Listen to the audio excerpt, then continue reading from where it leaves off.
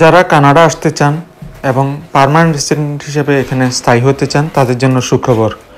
Canada সরকার ঘোষণা করেছে আগামী 31শে মার্চ 2025 তারা নতুন একটা পাইলট প্রোগ্রাম ওপেন করবে, যেটার নাম হচ্ছে হোম কেয়ার ওয়ার্কার প্রোগ্রাম। এটা একটা পাইলট প্রোগ্রাম। পাইলট আপনারা জানেন যে যেগুলো পরীক্ষামূলকভাবে করা হয়, তো এটাও পরীক্ষামূলকভাবে করা হবে। এর আগে দুইটা পাইলট প্রোগ্রাম একই ধরনের পরীক্ষামূলকভাবে শেষ হয়েছে। একটা হচ্ছে চাইল্ড সাপোর্ট ওয়ার্কার প্রোগ্রাম আর একটা হচ্ছে home care support worker program.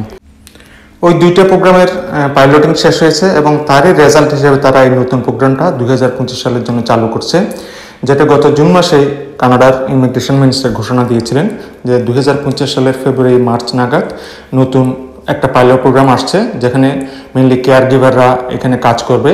তো এখন তারা এটার নাম দিয়েছে হোম কেয়ার ওয়ার্কার প্রোগ্রাম, যেটাও পাইলটিং করা হবে 1 বছর। এই নতুন প্রোগ্রামের সবচেয়ে আকর্ষণীয় দিক হচ্ছে যারা এই প্রোগ্রামের জন্য নির্বাচিত হবেন তারা এখানে পিআর হিসেবে বা পার্মানেন্ট রেসিডেন্ট হিসেবে সুবিধা পাবেন এবং তাদেরকে অন অ্যারাইভাল পার্মানেন্ট রেসিডেন্ট করা হবে, অর্থাৎ কানাডায় আসার সাথে সাথে আপনাদেরকে পিআর স্ট্যাটাস দেওয়া হবে। কাজেই এত বড় একটা সুযোগ কেউ হাতছাড়া করবে বলে আমার মনে হয় না। আর একটা সুবিধা হচ্ছে আপনি এই প্রোগ্রামের আওতায় এসে আপনি এই প্রোগ্রামের আন্ডারে কাজ করার যেমনি সুযোগ পাবেন তেমনি অন্যান্য পার্ট টাইম কাজ করার আপনি এখানে সুবিধা পাবেন। গভর্নমেন্ট এটাকে খুব এনকারেজ করছে প্রোগ্রামে অ্যাপ্লাই করার জন্য।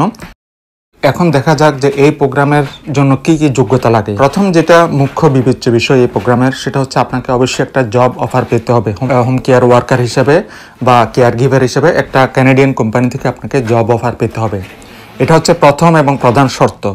তাছাড়া আরও কয়েকটা কন্ডিশনস আছে বা যোগ্যতা লাগবে আপনার। সেটা হচ্ছে ইংলিশ ল্যাঙ্গুয়েজ প্রফিসিয়েন্সি, অর্থাৎ ইংরেজির উপর দক্ষতা। ক্যানাডিয়ান বেঞ্চমার্ক যেটা সিএলবি বেঞ্চমার্ক, এটা 4 মিনিমাম, এটা একবারে কম। অন্যান্য প্রোগ্রামে আপনারা দেখতে পাবেন যে সিএলবি অনেক থাকে 5, 6, 7 এরকম। তো এটা হচ্ছে সর্বনিম্ন। যারা আইএলটিএস এর সাথে জড়িত তারা জানেন যে এটা কত সহজ। তো সিএলবি 4টা লাগবে মিনিমাম, আইএলটিএস স্কোর এটা লাগবে। এছাড়া ক্যানাডিয়ান এসএসসি সমমানের শিক্ষাগত যোগ্যতা লাগবে, অর্থাৎ ক্যানাডিয়ান এসএসসি লেভেলের সমমানের শিক্ষাগত যোগ্যতা লাগবে। তো আপনার যে শিক্ষাগত যোগ্যতা আছে সেটার ইসিএ করতে হবে, এখানকার যে সমমান এটা করতে হবে। এটা করার জন্য বিভিন্ন প্রতিষ্ঠান আছে, সেগুলো পরে জানতে পারবেন। এবং সবশেষে আপনার এই কাজের উপর অভিজ্ঞতা থাকতে হবে এবং রিসেন্ট, অর্থাৎ সাম্প্রতিক অভিজ্ঞতা। আপনার যদি অভিজ্ঞতা থাকে সেটা অনেক পুরনো, সেটা হবে না।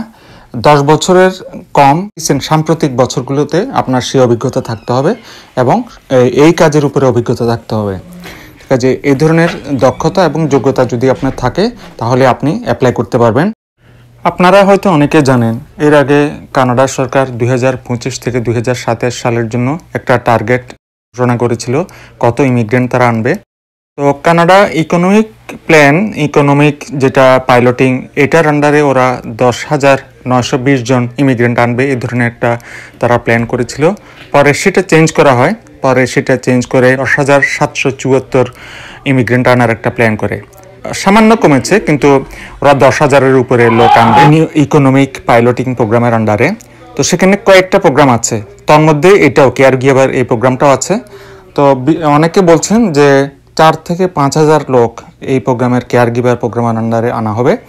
এখন যারা অ্যাপ্লাই করবেন তারা তো জানলেন কি কি যোগ্যতা লাগবে এবং কি কি বিষয় আপনার অ্যাপ্লিকেশনে থাকতে হবে, অর্থাৎ বায়োডাটা বা রেজুমি যেটা তৈরি করবেন সেটাতে যেন আপনার এই সমস্ত অভিজ্ঞতা যোগ্যতার প্রতিফলন ঘটে। এবং সে ব্যাপারে যদি আপনার পরামর্শের দরকার হয়, যারা আপনার আশেপাশে আছে তাদের কাছে যান। তবে এই কথা নিশ্চিত যে কেউ আপনাকে এই ভিসা দিতে পারবে না, একমাত্র ক্যানাডিয়ান গভর্নমেন্টই এই ভিসা দিতে পারবে। কাজে কেউ যদি বলে যে আপনাকে এই ভিসা দেবে, তাদের কাছে যাবেন না। আপনি যেটা করতে পারেন যে কোনো কেউ জানে এরকম, তাদের কাছ থেকে পরামর্শ নিতে পারবেন কিভাবে রেজিউমিটা বানাইতে হবে, কিভাবে কভার লেটারটা বানাইতে হবে। কারণ কভার লেটার এবং রেজিউমিটা এখানে প্রধান। আপনাকে প্রথম যেটা কাজ করতে হবে সেটা হচ্ছে একটা অফার লেটার আপনাকে পেতে হবে। কানাডার যে সমস্ত কোম্পানি এই কাজে কেয়ার গিভার বা হোম সাপোর্ট ওয়ার্কার বা এই পদের জন্য যারা রিক্রুট করে, তাদের কাছে আপনাকে অ্যাপ্লাই করতে হবে। প্রথমে অ্যাপ্লিকেশন করেন বিভিন্ন ওয়েবসাইট দেখে, তারা আপনাকে অবশ্যই রেসপন্ড করবে। তারা যদি আপনার মধ্যে সেই সমস্ত যোগ্যতা পায় যেগুলো তারা চাচ্ছে, তাহলে তারা আপনার ইন্টারভিউ করে তারা যদি স্যাটিসফাইড হয় আপনাকে রিক্রুট করবে। এবং সেটা দিয়ে আপনার কিন্তু এই অ্যাপ্লিকেশনটা শুরু, অর্থাৎ এই প্রোগ্রামের জন্য অ্যাপ্লাই করবেন কানাডা সরকারের কাছে, আইআরসিসির কাছে।